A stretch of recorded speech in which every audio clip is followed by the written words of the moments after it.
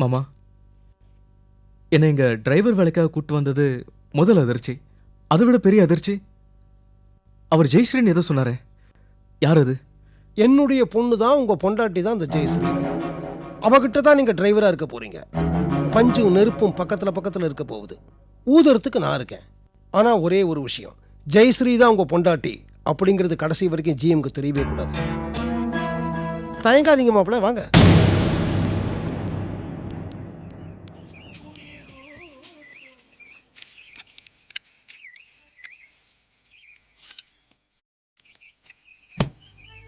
Sir, car பக்கா ready ஆயிடுச்சு. வேணா ஒரு தடவை ஓட்டி பார்த்துருங்க. ராமலிங்கம் சார், கார் எடுத்துகிட்டு போய் ட்ரையல் பார்த்துட்டு வா. சரிங்க சார்.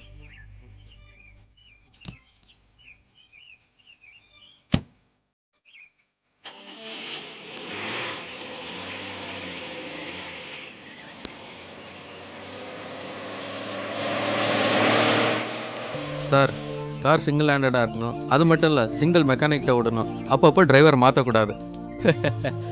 ஆகாஷ், எங்கள் அப்பா எனக்கு கார் வாங்கி கொடுக்கும்போதே ஃபேமிலி லாயர், ஃபேமிலி டாக்டர் மாதிரி ஃபேமிலிக்குன்னு ஒரு மெக்கானிக்கும் வச்சுக்கணும்னு சொன்னார். அதை தான் இப்போ நீயும் சொல்கிற. உன்னை நினச்சா எனக்கு ரொம்ப பெருமையாக இருக்குப்பா. இத்தனைக்கும் உங்கள் அப்பா பெரிய மல்டி மில்லியனர், ஏகப்பட்ட பிஸ்னஸ் பண்ணுறாரு. நீ அவருக்கு ஒரே பையன். இந்த காலத்து பசங்கள்லாம் அப்பா வருமானத்தில் ஆகாயத்தில் கோட்டை கட்டிட்டு இருப்பானுங்க. நீ என்னடா உன் செலவுக்கு உன் உழைப்பே போதும் நம்பிக்கிட்டு இருக்க. உன்னை நினைச்சா எனக்கு ரொம்ப ரொம்ப சந்தோஷமா இருக்குப்பா. சார், என் லைஃப்பை டிசைட் பண்ணி இப்படி தான் டிசைன் பண்ணேன். என் வாழ்க்கை ரொம்ப திருப்தியாக இருக்குது சார். உனக்கு உங்க அப்பாவோட நல்ல பிரெயின், அதே நேரத்தில் உன் உழைப்பு எனக்கு மட்டும் இல்லை எல்லாருக்குமே பிடிக்கும். சார், ஒரு நிமிஷம், ஒரு கூல் ட்ரிங்க்ஸ் சாப்பிட்டு போயிடுங்க. டே முருகா, அண்ணா ஒரு கூல் ட்ரிங்க்ஸ் வாங்கிட்டு வா. ஆகாஷ், அதெல்லாம் ஒன்றும் வேணாப்பா. இருங்க சார், சீக்கிரம் போயிட்டு வாடா. சரிண்ணா.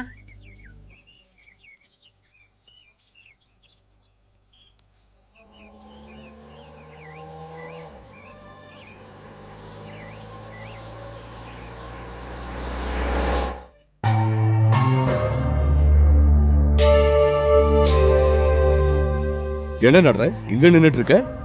ஒன்றும் இல்லை, என் வண்டி ரிப்பேர் பண்ணி ஆகாஷ் கிட்ட.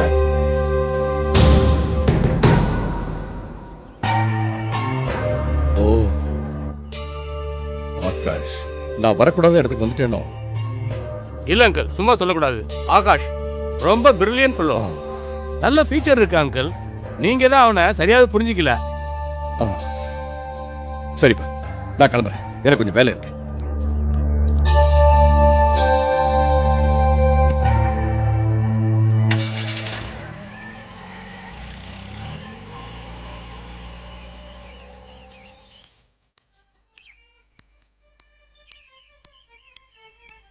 இந்தாங்க சார், செக் பண்ணிக்கோங்க.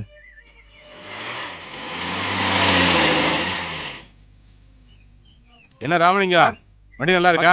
சார். ஓகே, சரி ஆகாஷ், டைம் ஆச்சு, நான் கிளம்புறேன். நாளைக்கு வீட்டில் வந்து செக் வாங்கிங்க. Okay sir. ஓகே, எதுக்கும் கவலைப்படாதீங்க. நீங்கள் பெரிய ஆளாக வந்தீங்கன்னு வச்சிங்களேன், உங்கள் அப்பா கண்டிப்பாக சந்தோஷப்படுவார். ஓகே, எதுக்கும் கவலைப்படாதீங்க. மட்டுமா? Thanks sir.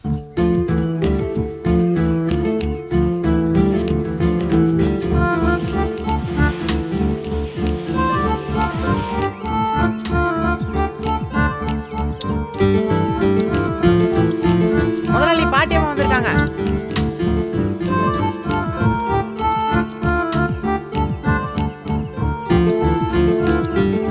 இல்ரா, நல்லா இல்ரா. விடு, போய் அந்த கிளச் பிளேட்டை தேய். என்ன ஆகாஷ், எப்படிப்பா இருக்கே? நல்லா இருக்கும் பாட்டு. என்ன திடீர்னு இங்கே வந்திருக்கீங்க? ஏன், உன்னை பார்க்க நான் வரக்கூடாதா? ஐயோ, உங்களை போய் நான் அப்படி சொல்வேண்ணா? என் மனசு கஷ்டப்படும் போது 4 வார்த்தை ஆறுதலாக சொல்ல உங்களை தவிர எனக்கு யார் இருக்கா சொல்லுங்க? ஏப்பா, எதுக்குப்பா உனக்கு இந்த தலையெழுத்து? வீடு வாசல் இல்லையா, காசு பணம் இல்லையா, சொந்த பந்தம் இல்லையா? ஏன்பா இந்த மாதிரி நாடோடி வாழ்க்கை வாழ்ந்துகிட்டு இருக்க? அப்போ என் தன்மானத்தை விட்டு அந்த பைத்தியங்களோட பைத்தியமா இன்னும் வாழ சொல்றீங்களா? ஒவ்வொருத்தருக்கும் ஒவ்வொரு விதமான பைத்தியம். என்னையே எடுத்துக்க, எனக்கோ பக்தி பைத்தியம். பாக்குறவங்க சில பேருக்கு பக்தியா தோணும், சில பேருக்கு பைத்தியமா தோணும். ஐயோ, உங்களை போய் நான் அப்படி சொல்லுவேனா பாட்டி? அது சரி. இதோ உன் பேர்ல அர்ச்சனை பண்ணி பிரசாதம் கொண்டு வந்திருக்கேன், இதை எல்லாரும் சாப்பிடுங்க. டேய் முருகா இங்க வாடா. இந்த வரனே. எல்லாரும் சாப்பிட்டு எனக்கு கொஞ்சம் எடுத்து வை. போ. சரிண்ணே. அப்ப நான் போயிட்டு வரேன்ப்பா. நான் வந்த விஷயம். இப்போ என்ன, நாளைக்கு நான் அங்கே வரணும் அவ்வளோதானே? அப்பா எங்க மறந்து போயிட்டியோன்னு நினைச்சேன். இல்லை பாட்டி, நான் அங்கே வந்து அவங்க யாருக்குமே என்ன பிடிக்காது பாட்டி. ஆகாஷ், மத்தவங்களை விடு, இந்த பாட்டிக்காகவாவது நீ வரமாட்டியாப்பா? நீ வராம என்னால அந்த ஃபங்க்ஷனை பார்க்க முடியாதுப்பா. நீ கண்டிப்பா வரணும். இந்த பாட்டி உனக்காக காத்துக்கிட்டு இருப்பேன். நீ வருவேன்னு நான் எதிர்பார்க்கிறேன்ப்பா, எதிர்பார்க்கிறேன். நான் வரேன்ப்பா, வரேன்.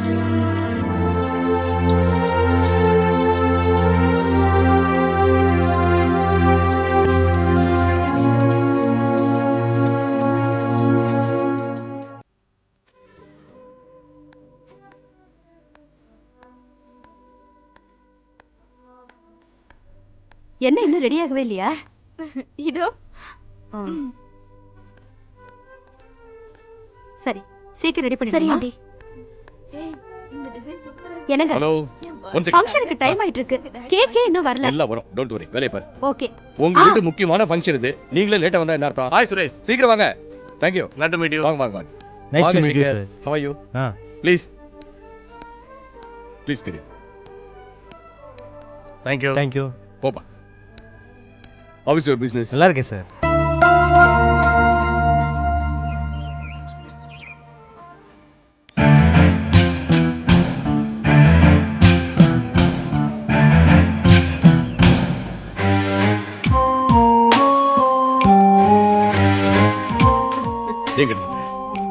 எங்க வந்த? நான் தான் வர நீ சொன்னேன். பேசமா? அவன் தங்கச்சி பிறந்த நாளுக்கு வந்திருக்கான். முதல்ல எனக்கு அவன் பிள்ளையா இருக்கட்டும். அதுக்கப்புறம் என் பொண்ணுக்கு அண்ணனா இருக்கட்டும். நான் ஒன்றும் உங்களை பார்க்க வரலப்பா, அக்ஷயை பார்க்க வந்திருக்கேன். ஏய், நீ என் யாரும் ஒருத்தர் முன்னாடி போய் உன் மூஞ்சியை பார்க்கறதுக்கு எனக்கு பிடிக்கல. என் மரியாதை அந்தஸ்தை கெடுத்துறாங்க. நான் ஒன்றும் உங்கள் அந்தஸ்தையும் கௌரவத்தையும் கெடுக்கிறதுக்கு நான் வரலப்பா. அக்ஷயா 2 வார்த்தையை வாழ்த்துட்டு நான் போயிடுறேன்ப்பா. அக்ஷயா,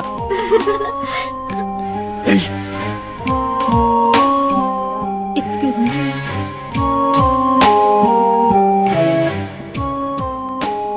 உன்னை யார் இங்க வர சொன்னா? நீ வரலனா நான் கேக் வெட்ட மாட்டேன்னு சொன்னா? அப்பாவுக்கு சொசைட்டில எவ்வளவு மரியாதை இருக்கு. இப்படி பிச்சைக்கார மாதிரி வெறும் கை வீசிட்டு வந்து நிக்கிறியே, உனக்கு வெக்கமா இல்ல? அக்ஷயா, உண்மையிலேயே எங்க அப்பாவுக்கு புள்ளதானான்னு எனக்கு சந்தேகமா இருக்கு. உனக்கு இன்னும் வெக்கமான சூடு சொன்ன இதெல்லாம் இருக்கடா. ஒரு சின்ன பொண்ணுக்கு இருக்கிற அறிவு கூட உனக்கு கிடையாது. வெள்ளப்படா. சாரிப்பா, நான் தெரியாம வந்துட்டேன். பிறந்த நாள் வாழ்த்துக்கள். நான் வரேன் பாட்டி. ஆகாஷ், இவன் எங்கங்க இங்க வந்தா? ஆகாஷ், வாங்க. நீ வாமா, டைம் ஆச்சு. நீங்க வாங்க.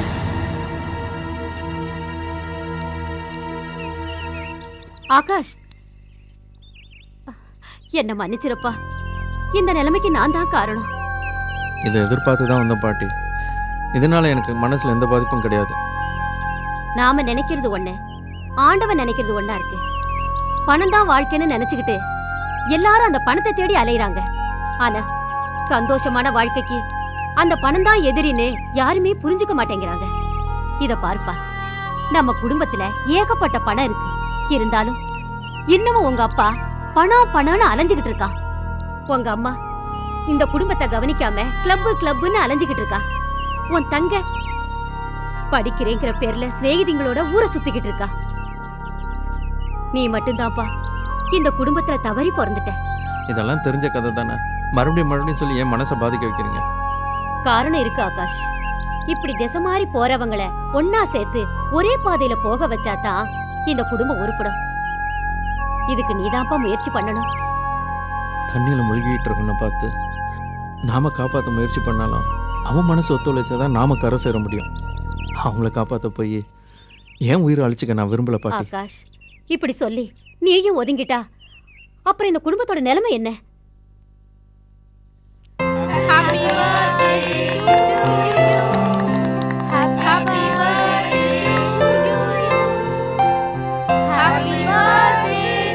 ஆகாஷ், இவ்வளோ பெரிய விஷயம் நடந்திருக்கு, பக்கத்தில் இருக்க கோயம்புத்தூருக்கு ஃபோன் போட்டு எனக்கு சொல்ல முடியலையாக்க. அந்த அளவுக்கு நான் கேவலமாக போயிட்டேனா? கோயம்புத்தூர்லேருந்து என்னை திட்டுறதுக்காகவே வந்திருக்கியா? நான் ஒன்ற ஃப்ரெண்டரா? நான் கேட்காம யார் கேட்பா? இந்த ஒரு விஷயத்தில் மட்டும் நீ ஒன்ற பொண்டாட்டி ஒன்றா போயிட்டீங்களாக்க. சொல்லாமல் விட்டது என் தப்பு தான், மன்னிச்சுக்கோ. இந்த கோபத்துக்கு ஒன்றும் குறைச்சல் இல்லை. சரி விடு, பையன் இப்போ எப்படி இருக்கான்? கூப்பிடவனே பார்க்கலாம். அவன் எங்கே இருக்கான்னு தெரியல, எங்கேயாவது வெளியில் போயிருப்பான். ஆக்சிடென்ட்னு சொன்னாங்க, வெளியே போயிருக்கான்னு சொல்கிற? சீரியஸான அடியெல்லாம் ஒன்றும் கிடையாது. டிஸ்சார்ஜ் ஆனவொன்னே வீட்டில் தான் இருந்தான். வீட்லேயே அடைஞ்சு கிடக்க போர் அடிச்சிருந்துருக்கும். ஃப்ரெண்ட்ஸுங்களோட எங்கேயா வெளில போயிருப்பான். ஒன்ற பொண்டாட்டியை பற்றி உனக்கு தெரியாது, உன் பையன் எங்கே போயிருக்கான்னு உனக்கு தெரியாது. எப்படி தெரியும்னு? உன் நினப்பு பூரா எப்போ பார்த்தாலும் அந்த கொலகார ராமச்சந்திரன் பேர்ல இருக்கு. அப்புறம் இந்த குடும்பம் எப்படா விளங்க? ஆமாடா, அந்த ராமச்சந்திரனை பிடிக்கிற வரைக்கும் என் மனசுக்கு நிம்மதியே கிடையாது. நானும் பல ஊர்களுக்கு போயிட்டு இருக்கேன், அவனை கண்டுபிடிக்கவே முடியலையே. நீ கூட தான் சொன்ன, பல ஊர்களுக்கு போறேன், அவனை நான் கண்டுபிடிச்சிடறேன். உன்னால கண்டுபிடிக்க முடிஞ்சதா? அதுக்கு பிறகு எத்தனை தடவை நான் இந்த வீட்டுக்கு வந்திருப்பேன்? ஒரு 100 தடவை வந்திருப்பில்ல. அந்த ராமச்சந்திரன் மூஞ்சி முகம் எப்படி இருக்கு எனக்கு நீ சொன்னியா? அவன் போட்டோ தரேன், கொடுத்தியா நீ? நான் தான் பல பிரச்சனையில் இருக்கேன், இதெல்லாம் மறந்துருப்பேன். நீயாவது கேட்டுருந்துருக்கலாம்ல. சரி, 1க்கு 10 காப்பியா மேலே இருக்கு, போய் எடுத்துக்கோ. நீ கொஞ்சம் மேலே மாடிக்கு வந்து எடுத்துக்கோ. ஐயோ இல்லை, நான் புது பிஸ்னஸ் ஆரம்பிக்கிறேன், அதுக்காக போயிட்டு இருக்கேன். மேலே ஷெல்ஃபில் இருக்கு, போய் எடுத்துக்கோ போ. இதை பாருடா, அவனை எப்படியாவது தேடி கண்டுபிடிச்சு தர வேண்டியது என் பொறுப்பு. ஆனால் அதுக்கப்புறம் இந்த குடும்பத்தை தவிர வேறு எதை பற்றியும் நினைக்கூட சார் தானா?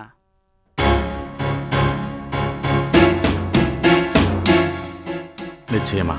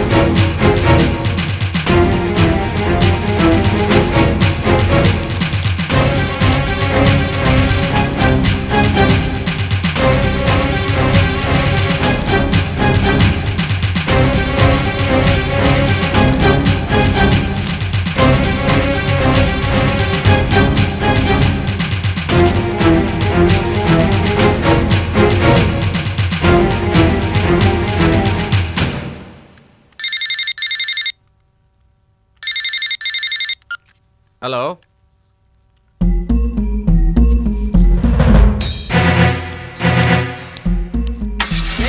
வித்யா, ஆ ஒரு நிமிஷம் பொறு வாரேன்.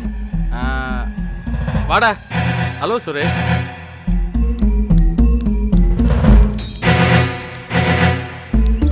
ஒரு 15 மினிட்ஸில் அங்கே இருப்பேன். எல்லா ஃபைல்ஸும் எடுத்துக்கிட்டேன். ஓகே, இந்த போட்டோ வாடா. அந்த ஃபோட்டோ தான். சொல்லுங்க சுரேஷ். நல்லா பார்த்து சொல்றா. ஒரு நிமிஷம். அந்த ஃபோட்டோவில் இருக்க வந்தா ராமச்சந்திரன், அவனை தான் நான் பல வருஷமாக தேடிக்கிட்டு இருக்கேன். முடிஞ்சா நீயும் தேடு. வந்துக்கிட்டே இருக்கேன் சுரேஷ்.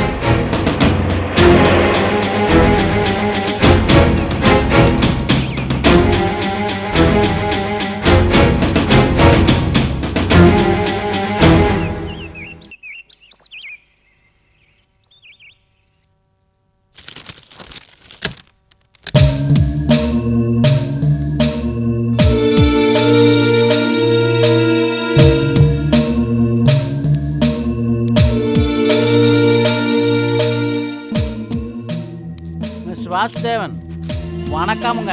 வாங்க வாங்க வாங்க மிஸ்டர் கங்காதரன், உட்காருங்க. எப்போ மெட்ராஸ் வந்தீங்க? வீட்டில் எல்லாம் நல்லா இருக்காங்களா? எல்லாரும் சௌக்கியமுங்க. ஒரு சின்ன கலாட்டாவுக்கு பிறகு உங்கள் பொண்ணு கல்யாணம் நல்லபடியானதா ஃபோனில் சொன்னீங்க. ரொம்ப சந்தோஷமுங்க. எனக்கு ஒரு சின்ன வருத்தங்க. கல்யாணத்துக்கு நீங்கள் அவ்வளவு தூரத்திலே வந்திருக்கிறீங்க, உங்களை சரியாக கவனிக்க முடியல பாருங்க. ஆமாம், அந்த நல்ல விஷயமா தான் நான் பேச வந்திருக்கிறீங்க. நல்ல விஷயமா பேசத்தான் மெட்ராஸ் வந்தேனுங்க. ஆனால் இப்போ அதை விட முக்கியமான விஷயம் உங்ககிட்ட பேசணுமுங்க. சொல்லுங்க. நம்ம ஸ்நேகிதக்கார்ட்ட பேசும்போது உங்களை பற்றி பேச்சு வந்ததுங்க. அவங்ககிட்ட சொல்லும்போது உங்கள் பூர்வீகம் ஊட்டின்னு சொன்னேனுங்க. அவனுடைய பூர்வீகம் ஊட்டி தானுங்களா? ஆமாங்க. ஊட்டியில் நமக்கு எந்த பக்கமுங்க? ஊட்டியா? எனக்கா? என் பூர்வீகம் தெற்க தூத்துக்குடிங்க. தெற்கியா? முன்னோட தடவை பேசும்போது உங்கள் பூர்வீகம் ஊட்டிக்கு பக்கத்துலன்னு சொன்னதா ஞாபகமுங்க. அதனால தான் கேட்டனுங்க. இன்னும் சொல்லப்போனால் நான் ஊட்டியே பார்த்தது இல்லைங்க. ஒரு தடவை போய் பார்க்கணும். சரியாத விடுங்க. நான் என் ஸ்நேகிதக்காரன் சொன்னேன்ல, அவர் கோயம்புத்தூர் மில்ல வேலை செய்தாருங்க. லேபர் லீடருங்க.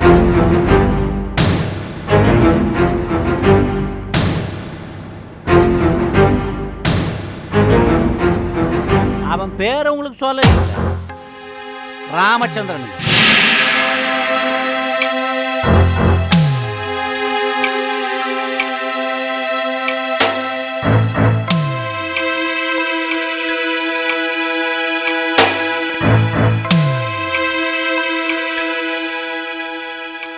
ஆட என்னங்க நீங்க ஊட்டினாலும் சாக்காரீங்க, லேபர்ல இருந்தாலும் சாக்காரீங்க, ராமச்சந்திரனாலும் சாக்காரீங்க. இனிமே என்ன பார்க்கும்போதெல்லாம் ஷாக்காவிங்க போல் இருக்க. ஷாக்கா? அதெல்லாம் இல்லைங்க. எனக்கு ரொம்ப பேசணுங்களா? அதுதாங்க என் பேரில் உள்ள கம்ப்ளைண்ட். என் ஃப்ரெண்டு வித்யா கூட அடிக்கடி தானுங்க சொல்லுவான். வித்யா யாரும் தெரியுதுங்களா? உங்கள் பொண்ணு கல்யாணத்துக்கு வந்து உங்களை பார்க்க முடியாமல் திரும்பிப்பானே நான் வந்தானுங்க. கரகம் அவனை தான் நீங்கள் பார்க்கவே இல்லைங்களே. அவனை எப்படி உங்களுக்கு தெரியும்?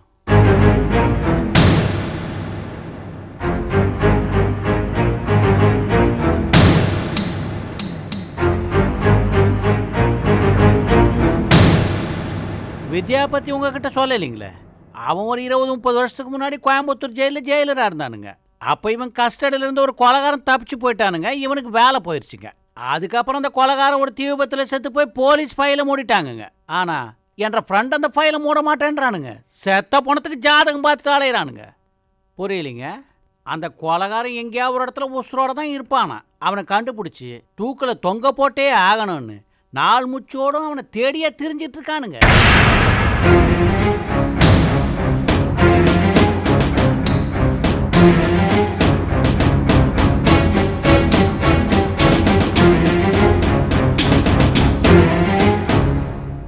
என்னடா அது கரகம், 20 வருஷத்துக்கு முன்னாடி உள்ளால் அப்படியே உசுரோட இருந்தாலும் அவன் இப்போ எப்படி இருப்பான்னு எப்படா அவனால கண்டுபிடிக்க முடியும்னு கேட்டனுங்க. அவன் அதுக்கு சொல்கிறானுங்க, அந்த ஆள் பழைய போட்டோவை கம்ப்யூட்டரில் கொடுத்தா இப்போ அந்த ஆள் எப்படி இருப்பான்னு அது படம் வரைஞ்சி காட்டோன்றானுங்க. பல வருஷத்துக்கு முன்னாடி இருக்கிற ஃபோட்டோவை கம்ப்யூட்டரில் கொடுத்தா இப்போ எப்படி இருக்காங்க அப்படிங்கிற படம் வருமா? வருமாமுங்களே. அடுத்த வாரம் விட அவனை காட்டுறேன் இருக்கானுங்க. இந்த விஞ்ஞானம் தானுங்க என்ன இப்படி வளர்ந்து போச்சு.